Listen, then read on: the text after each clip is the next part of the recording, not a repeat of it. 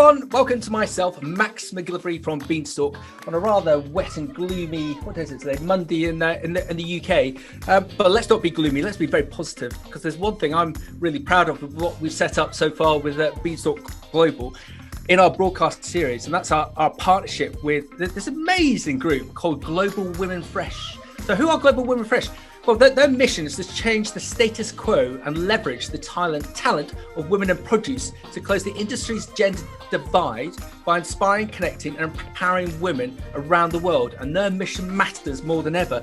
And just to emphasize the point that they are looking from the ground up. They're looking from Kenya to Singapore. They're looking from Texas to Hungary. They want as many women as possible to be involved with the fresh produce sector on an ongoing basis. So what more can we find out about them? Well, today women account for about 80% of purchasing decisions, but only 20% of the voices guiding decisions in the boardroom. What's more is that by 2030, we need the equivalent of 2 planets to feed a growing world population of 10 billion people, half of them being female. Our industry has been called upon to feed the world more humanely, sustainably and efficiently, and more female leadership is a critical part of the answer. And that is why Beanstalk Global has partnered up with Global Women Fresh to create a unique monthly broadcast interview series. This is to further promote the great work they do, to gain them more members ongoing and additional corporate sponsorship, as well as to assist them to make a long-term difference in the global fresh produce sectors. So there's 2 things I want to get out of this broadcast series for Global Women Fresh to gain them more members. Just look at their website, and we'll put it up on the links later, globalwomenfresh.com. And if you're a corporate business or perhaps an individual that wants to get involved and help them, promote them, look to push them further down this route of success, like we have, we'd love for you to get involved. Either come to me direct or go to their website, Global Women Fresh. So last month we had the 3 founders, and that was great because we were on 4 continents, and we found out so much about how they got together and their aims, their objectives, and what success looks like. And now what we're doing is we're having an interview series, broadcast series, with some amazing people from the global fresh produce sector on an international basis. And we got this lovely lady who I've already had a chat with them back in our summer, because I and Mary will probably remember this and laugh at this, because we set up a call and I thought it was an interview, but it was actually just a catch up, and I was all ready to go into interview mode, but Mary pulled me back and said, "No, Max, we're having a chat about what we're going to do." So I've already seen Mary in action with the silly people like me, and she's great. So who is Mary? Mary is Vice President of Marketing and Communications for United Fresh Produce Association. We'll go into more detail as to what United Fresh is, but those in the UK, especially from our student community, if they're not aware of who United Fresh is. In the UK, we've got the likes of the NFU, National Farmers Union, the CLA, the Country Landowners Association, or the FPC, the Fresh Produce Consortium. They're a trade group within the UK. Mary has got this very senior position within United Fresh, and United Fresh Association brings together companies across every segment of the fresh produce supply chain, including growers, shippers, fresh cut processors, wholesalers, distributors, retailers, food service operators, industry suppliers, and allied associations. And they empower industry leaders to shape around government policy in the States. They unite the fresh produce industry with a common purpose to build long-term value for their members and grow produce consumption. So that's why I'm really keen, not only on the Global Women Fresh side, but also from a UK fresh produce side, on a marketing perspective. Because I think the Americans are actually a lot better. Well, they are a lot better at marketing their fresh produce than we are. So Mary, what's her background? We'll find out more from herself. But she's a design and marketing professional. And as the Vice President of Marketing and Communications for the United Fresh Produce Association, she leads the association's digital marketing and communications team. And they're responsible for developing resources that allow the industry to advance their own brand strategies through the signature events such as Brandstorm, what a great name, as well as quarterly trends research, webinars, and more. Mary started with the association in the autumn of 2014, and as part of her role, took on the association's Produce Marketing and Merchandising Council. And that's a group of 45 marketing professionals from United Fresh member companies. So talk about a powerhouse of marketing within the fresh sector. This has assisted greatly to create a strong professional community of produce marketeers that's helping to bring their industry in the States great new products to consumers around the world. So Mary's got a Bachelor and Master of Fine Arts, and she's an illustrious marketing career in varied sectors such as trucking and healthcare. And for the last 6 years, as we just heard, she's been pivotal within the role of United Fresh as a Vice President of Marketing and Communications. So enough from me. Mary, come on in. Hello, Max from the States. Good morning, at least on my side. Fantastic. Yeah, what's the time here? So coming up to 5 p.m. here, as I said earlier, a slightly gloomy side. As we were doing on the warm up, what were you saying, Mary? That you're about 90 degrees in there in the sun, and you're going to go outside and have a pina colada later. Is that right? I think that was our last summer conversation, Max. We're about 65 today, but it's beautiful. The leaves are falling, so nice crisp fall morning here on the East Coast of the U.S.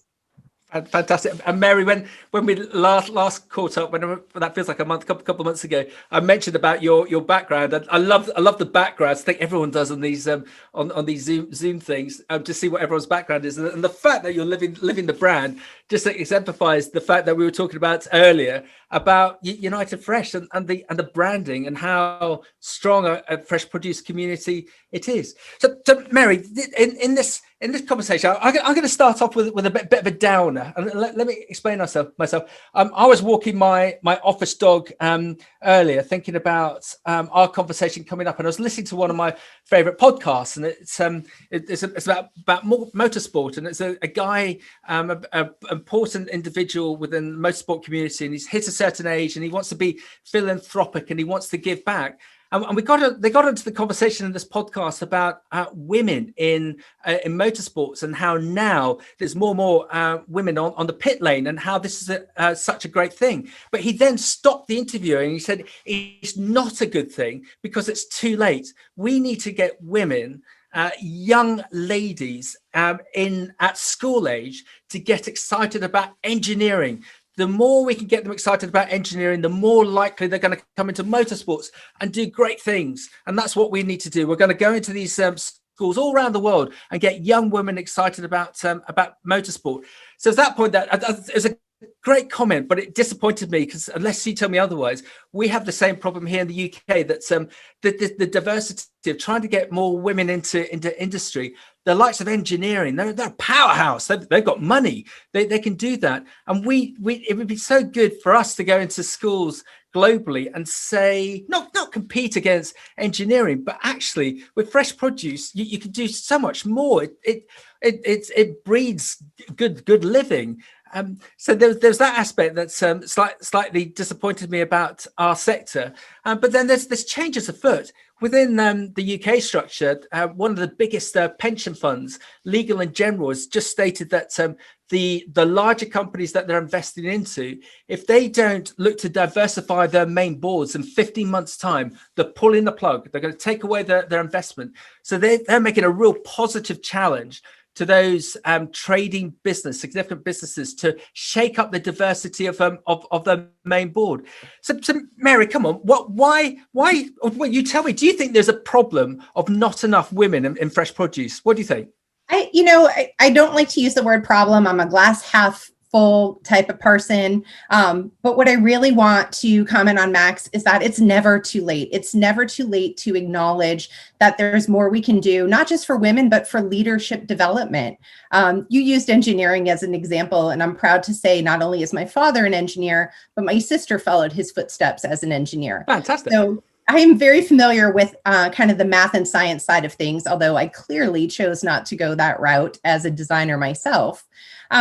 However, I think that the STEM programs that have been implemented in schools, and you're absolutely right, it starts with engaging young men and women to have a passion for these different channels of education, to be able to grow up and see that there's opportunities. If you go back a couple generations, really one, if not two, there weren't opportunities for women. And the role models that we were seeing as we were starting to pursue degrees and going to university, were that we could become a teacher or we could become a nurse. Doctor really was kind of off of the table, and certainly engineer was not an option. One of my aunts actually went to engineering school about 40 years ago, and she ended up dropping out because she was the only female in her class. And it just became too challenging to be the oddball, if you will, the woman at the table. So she didn't pursue that career. And I don't think that that is a unique story. I think that is where we were. That was our state, likely across the globe a couple decades ago. But now we see more and more women coming into these roles and wanting to pursue careers because they don't know the difference, Max. Nobody's telling kids in elementary school right now that there are women's roles and men's roles, right? Yeah, fantastic. So just go back to my moan that you've countered so eloquently. Do you? How can we steer the younger generation or people today? I mean, look at yourself. You've got a career in trucking and healthcare. What attracted you to the wacky world of fresh produce? Why did you come into it? Yeah, well, in all three cases, really, it was the design element and the creative opportunities that I had to be able to get into any of those careers. So whether it was supply chain logistics, healthcare distribution, which both have a supply chain element, and fresh produce has a supply chain element, of course. And United Fresh is a vertically integrated trade association. So very different than other associations that you find in the US, and I'm not sure maybe in the UK as well. There's this opportunity to understand the business all the way from the field to the consumer. So we touch every aspect, as you mentioned in the introduction. And that's very unique. That's not just focusing on wholesale distribution or fresh cut processing. So there's an opportunity to get creative at every stop along the way, if you will. And I really appreciate that. The other piece that really attracted me to fresh produce is that I could get behind it. I feel good about fresh produce, right? Yeah. And I think this is the next step in leadership development, and the next step in growing our industry is there's a passion behind it too. And that's inherent in the supply chain. And I think that's where we're going to be able to attract more talent. Mary, well done. And we've talked about it before in the UK and some of these other broadcasts. When we went into UK lockdown and our prime minister went down with COVID and thankfully recovered. When he came back out, he stated that one of the reasons that he was ill was because he was overweight, and he was going to make the UK not a nation of fatties, and we're all going to get fit. and the only word that he was missing there was or words were by eating fresh produce. And it's interesting speaking to a number of people over the last 2-3 months that you can see there's this market change, this consumer change, that they know that to be well and to counter things like a pandemic, you've got to be fit. And how do you be fit? You eat well. And how do you eat well? You have a balanced diet and more fresh produce. And so if anything, the market's roaring towards us, not only for the consumption side, but for more people to come into the sector, to get excited about the sector. Would you agree? Absolutely. What an opportunity we have right now, unfortunately, but we can even call it the silver lining of this situation, that the general public has understood, I want to be healthier. I want to build my immune system, and I'm turning to food to do that. And that happened, Max, we talked about this over the summer. I think we were talking specifically about citrus and the immunity boosting properties of citrus, and that consumers had really dialed into that. Well, the only way that they know what they're going to gain by adding more citrus to their diets is by the citrus companies helping to communicate those benefits. And that's what we have to do across the board with fruits and vegetables right now. Take those marketing opportunities to really educate the consumer. It's always been about educating the consumer. That is not a new strategy. The strategy now is meeting their needs, and they're looking to build their health and wellness. It's been a huge opportunity over the past 7 months. I think it's going to continue, and we just need to keep pivoting. There's the word of 2020. Keep pivoting our messaging to ensure that we are getting them the information they need to make the choices to grow their consumption of fruits and vegetables. So I think Mary, there's a big difference between the UK and America. In the UK, the retailers, They don't want us to have brands. They don't want there to be fresh produce brands. You can name the fresh produce brands that exist on our shelves on literally one hand. The likes of Pink Lady apples and tender stem broccoli. The impression I get within the States is that the retailers endorse brands, they encourage brands, and if they're encouraging brands, does that help the grower and the likes of United Fresh and yourselves to be able to educate the consumer, to educate us, Mary? Are brands and fresh produce allowed in the States and fresh produce? Yes, certainly they're allowed in stores, but there is also a growing demand for store brand, right? Which I think is a little more aligned with what you see in the UK, which is that the store sells their own branded product. And whether that is the same as the branded product next to it, that is from whatever XYZ grower, they just have their own version of it. And it's another option for consumers to choose. But I think even coming out of the store, because that's not the only point that consumers interact with brands. Of course, they go into the store and they have the option to kind of pick and choose. And you do want to tell your story on your packaging so that they understand. But there's so much technology now. There's so many channels. Look at us right now on Yep. social media. To be able to reach the consumer with your message, whether or not the retailer is going to carry that brand, I can still educate on the benefits of berries in your diet, the benefits of tree fruit or citrus, as we talked about, or leafy greens.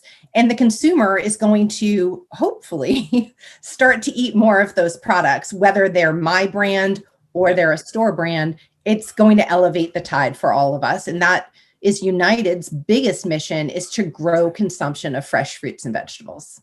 Fantastic. So give us a whistle stop lesson. That's if you were advising a company to get involved in promoting their brand and promoting the goodness of their product, what would you be advising them to send letters, to send faxes, to get deep into social media? What would your advice be? There's Max, my Lord, how much time do you have? There are so many opportunities to engage the consumer right now. What we do a lot in the US and what we talk about a lot is how do we compete with the more shelf-stable products? So fruits and vegetables is perishable. There's a turnaround in store, right? And so the consumer has a limited time, whether it's seasonal or otherwise, to engage. At least that's the perception.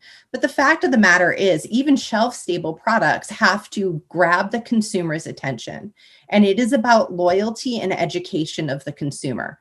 The more you can be of value with information, with guidance, with recipes, with benefits, the more the consumer is going to be loyal to your brand. Wow. Okay. So that's something I believe we're very poor on in the UK. And again, some of the conferences I've been where we've been very privileged to have some of your marketing experts present to us about the differences in the States.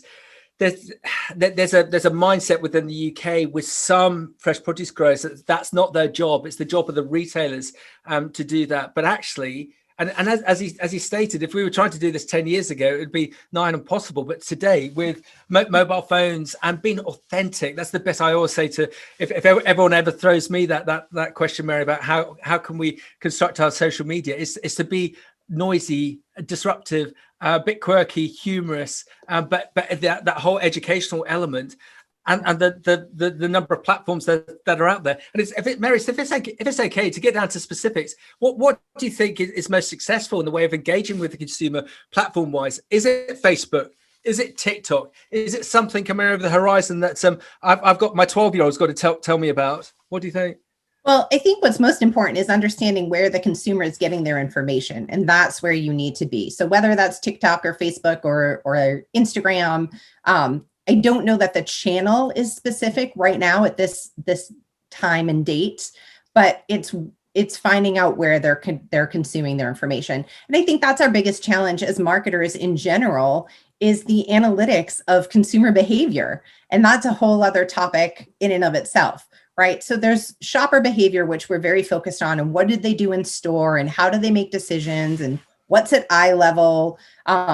But then behind that, there's 20,000 different interactions that the consumer may or may not have with your brand in a variety of places. And Max, I love the word omni-channel, omnipresent. I think that's what we need to be able to break through the noise. Because right now, it is all noise. There is Yeah. so much information out there, and we're all home, right? The pandemic still has us kind of sitting in our one spot. So Yep. I'm not seeing billboards on the street as much as I am finding something in another feed on my phone. And believe me, and I'm sure others can relate, I have added more apps to my phone during this pandemic. So there's even more noise going on. Yeah, it was about a month ago. There was a fresh produce company who I won't name them, but they did a bizarre thing, and they booked up a number of advertising hoardings on London buses, so that the brand is out on London buses, but there's no one in London because of the pandemic. I couldn't quite work that one out. It's like the marketing director of that business hadn't heard what's going on. On the social media side, with the likes of the power brands, the sugary energy drinks, and the food, say like pizzas, where they're making more margin than perhaps our fresh produce colleagues, and because they're making more margin, they can throw more money at Mark Zuckerberg or whoever to get the brand, to get the algorithm ticking.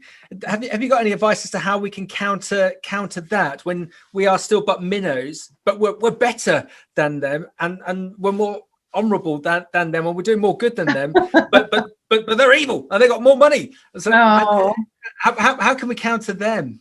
Yeah, I think you already touched on it, and it's authenticity is the biggest way for us to be genuine about our product. There's a lot of conversation around labeling and mislabeling outside of perishable items, right? How many times have you seen the label fresh on something that you found in center store? And so that's where our authenticity actually trumps the misguidance of labeling for consumers. And for better or worse, it's still going to come down to what the consumer understands and where they feel they're getting the most honest, trustful, and authentic information. What I really like that's come out of this pandemic, and again, we've already talked about the consumer being focused on more of a wellness of their environment. So it's not just the food that they're consuming, but it's almost a holistic approach to wellness. I know a lot of my colleagues, we've all kind of had a renewed focus on fitness, and with that pairs food, right? So we're also focused on our diets right now. But I think the consumer is just looking for that type of information. So this is our opportunity. We have to amplify our message more and more. Right. So if we're combating CPG, and it's really not a fight, we're all kind of in this together. But if we want to grow our message, we have to just amplify it louder. So if you're doing a couple posts a day, find a way to do more. If you're doing ads within your stores, find a way to do more of that. I think that's going to start catching more attention than any other effort we could do. It just has to be amplified. Yeah, do more. And I give you an amazing, crazy example. Last week we had a Zoom call with a great business in Canada, and a very large cherry grower.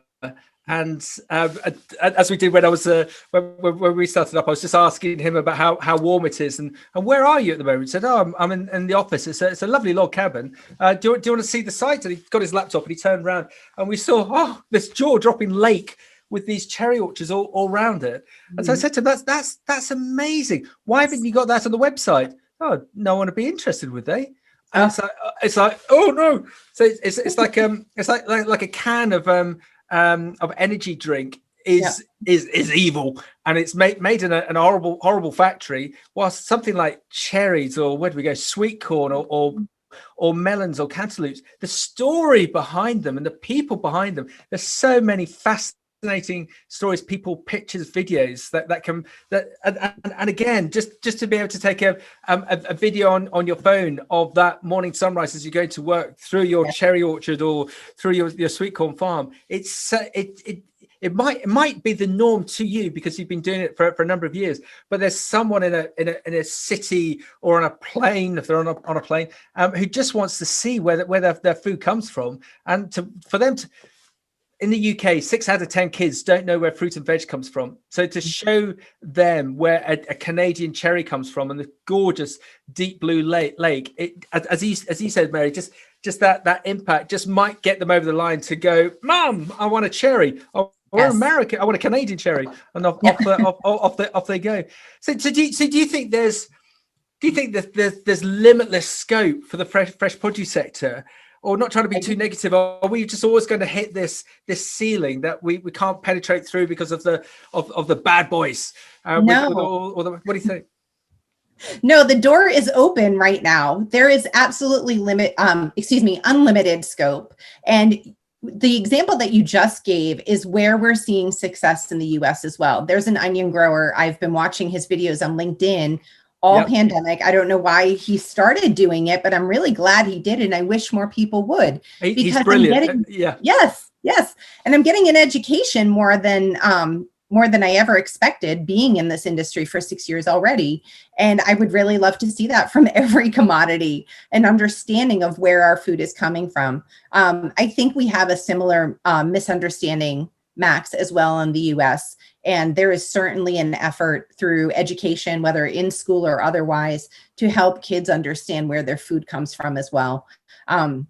It really is important. We've also seen a lot of home gardens this pandemic. And I think that just helps kids understand the effort that goes into getting that produce onto their plate. Yeah. So talk to us about United Fresh. How are you? Where are you based? How many members have you got? What's your reach? Yeah. So United Fresh was founded in 1904. So we have quite a history in the US, and we really are very focused on North American produce community. So we've got 1,600 members across the globe, and we're growing internationally as well right now. A big part of that is because we are able to help guide businesses who want to import, export to the US and do business within the US. And so that's why our global reach is growing these days. And it's really encouraging. So again, vertically integrated. So we've already talked about how the supply chain goes from grower all the way to the consumer. And a big piece of the benefit there is that we're able to be the facilitator of relationship building in business. And that's where United Fresh really finds our value in the industry, is that we know somebody at every point along that supply chain. So no matter what your business challenges are, or the new partnerships you seek, we should be able to facilitate relationships in that segment. Mary, thank you. That's fascinating. So just to confirm, if there are businesses in UK, Europe, Africa, Asia, who may be looking to trade with the States, and if they came to you, if they became members of United Fresh, you'd be able to assist them, guide them, if it's feasible, into the US market. So you'd actually look for additional international members on that basis? Yes, absolutely. And we do have an international trade council who is very focused on growing those new members around the globe. So building those business relationships for imports and exports and doing business in North America. Okay, and I know the answer to this one, but if there was one of my South African contacts, say Citrus, and they were looking to come into the US, what would they do? Just go into your website, and that's very straightforward. It will direct you to the right place to get to. Yep. Or and if it was okay to promote your LinkedIn details, they could contact you on that basis, and then you'd be able to pass them on to the correct colleague your end. Absolutely. So it's just unitedfresh.org is the website, and you can certainly find any international trade information there, as well as all of the other segments that we focus on across the supply chain. And then, as you mentioned, with social media, you can find us on Facebook and LinkedIn as United Fresh Produce Association. LinkedIn, I think, is where we're seeing the majority of the international engagement. We have a couple groups there. And yes, just start getting engaged, start joining our groups, and we're happy to facilitate conversations within the association staff as well as with our members. Fantastic. And United Fresh, how have you... you said the word, I'm going to say the word. How have you pivoted? That one of your biggest things in the past has been conventional conferences. Mary, do you remember that? Do you remember meeting people? So, hi, I'm Max. I don't know. But you've had some great success in flipping virtually. Is that correct? Yes, we do remember those in-person events, and we look forward to getting back to them, Max. Yeah. But in the interim, we did have to come up with the opportunity for people to continue to have new business engagements. And so in June of this year, we pivoted to United Fresh Live, and we created an online platform where we had over 220 exhibiting companies. Wow. As well as 5 days of content. And so the platform still exists. It's now a 365 opportunity to continue to learn about those vendors that were on there, as well as just in general learn about the produce industry. But where we've made the biggest pivot is the amount of content, education, and networking events that we're hosting through Zoom, through technology, to keep the industry engaged across the globe. And that has been our biggest focus since March of 2020, is that we know that we're a facilitator of relationships, and we need to continue to offer those opportunities to anybody who is in need and is looking to grow their business and their careers by building new relationships. So that's what we've done. And Mary, one of my contacts who's in the States, I was saying to him how I don't think these virtual conferences are going to work. Sitting at a conference for 2 days, 3 days in real time, real space, and rubbing shoulders with it works. But I'm not going to sit at a computer for 2-3 days. And he said, Max, you're wrong. United Freshers Conference was fantastic. I learned so, Max, if anything, I learned more because I could move around and I had a lot of freedom to do that. So if anything, it was too short for me. So. Yeah. So I was put back in my box from my Californian contact who said the United Fresh, they really knocked it out of the park. So is that your hope that as we get back to, here it comes, the new normal, that have you got plans for your conferences on a traditional basis next year, 2021, or are you just going to see what happens as we roll through the year? No, we certainly have plans in 2021 to bring people back together in person. Before we get there, we do have a couple more conferences that are going to be virtual.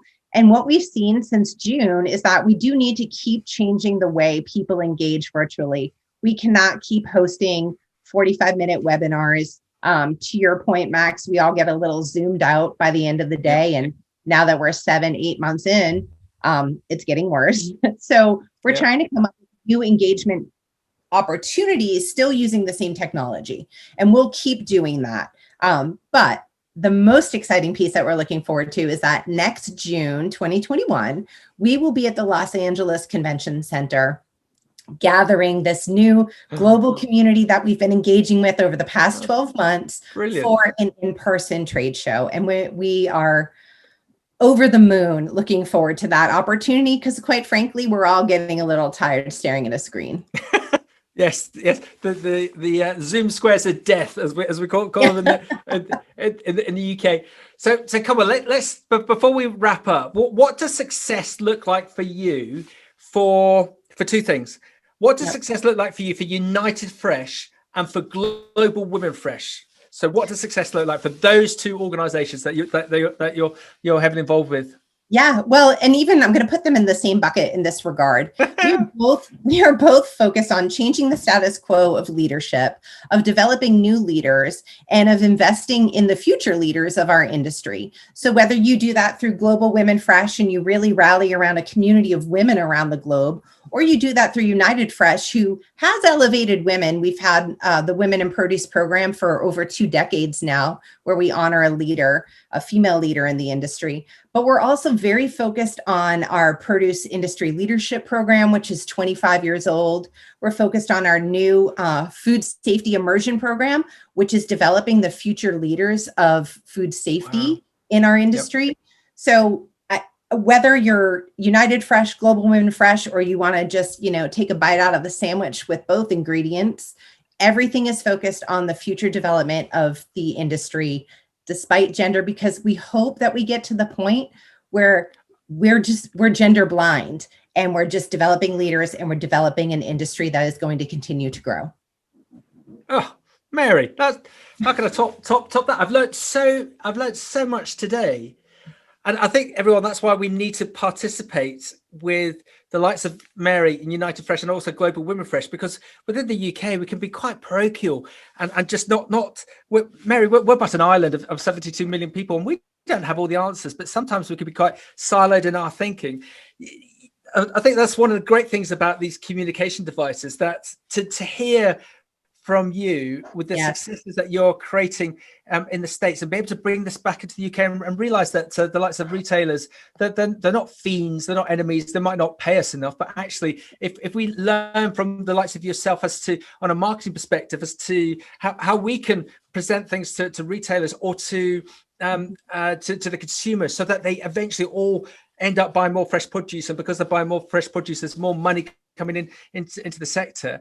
I'm hoping that's what we can do, Mary, through this sort of conversation, is shorten that divide, so we can learn from each other. And I think your comment about being gender blind, absolutely spot on. What a great what a great aim to go for. We're not quite there yet, but definitely the mood music is going that way. So just to emphasize the fact again, Global Women Fresh, we want to help them on two levels. We want to get them more members. So if you just go to Global Women Fresh, I hope it is .com. But if not, I'll stick it on the tag. But likewise, United Fresh, if you want to get involved in the US market, just speak to Mary and her colleagues. I think that's a fantastic opportunity, and what a great thing it would be for some of us to go to Los Angeles next June, so Absolutely. That we can learn from you, and perhaps there's some snippets that we can also look to educate the states on, so that we can get that cross fertilization. Because Mary, what is fresh produce? It's just one big global family, all looking to do good. I love that, Max. We are a big global family, and we're a community with a shared passion. And so no matter what organization you're joining, we hope that you want to get engaged with United Fresh and with Global Women Fresh, and become more supportive, but also more engaged with both of the organizations, so we can all move forward towards the same shared goal. Fantastic. Mary, it's been an absolute pleasure. You enjoy your lovely sunny weather there, whilst we have the doom and gloom of our weather in the UK. And I look forward to catching up with you very, very shortly. Thank you, Max. It was a pleasure. Mary, thank you. Bye. See you soon. Bye.